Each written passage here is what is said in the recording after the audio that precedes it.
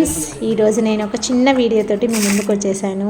అదేంటంటే చెట్టు నాటడం కోసం అని నేను ఒక చిన్న బకెట్ ఉంటే నా దగ్గర తీసుకున్నాను. దానికి హోల్స్ పెట్టేసి కింద డ్రై లీవ్స్ వేసాను.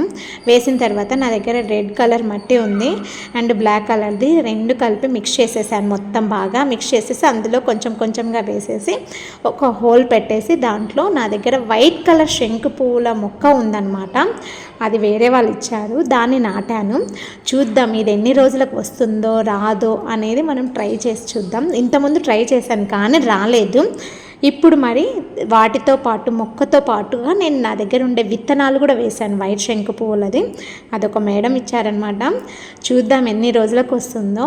విత్తనాలు అయితే తొందరగా వచ్చేస్తాయి, అదే మొక్క నాటితే ఎందుకు రావడం లేదు. ఈసారి నాటాను, ఏ విధంగా వస్తుందో లేదో ట్రై చేద్దాము, చూద్దాం, వెయిట్ చేద్దాము. నెక్స్ట్ అలాగే మట్టి వేసుకుంటూ నా దగ్గర కొంచెం కొద్దిగా కంపోస్ట్ కూడా ఉండింది, అది కూడా వేసాను.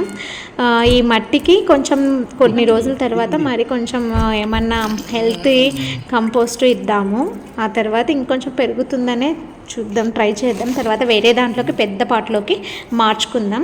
ఇలాంటివి బకెట్స్ మీ ఇంట్లో కూడా ఉంటే మీరు కూడా ఈ విధంగా ప్లాంట్ని నాటుకోవచ్చు. ఎందుకంటే పెద్ద పాట్లు కొన్నా కూడా సేమ్ ఇదే విధంగానే కదా, కాబట్టి ఇట్లా చిన్న చిన్న బకెట్స్కి ప్లాంట్స్ నాటడానికి కూడా ఉపయోగించుకోవచ్చు.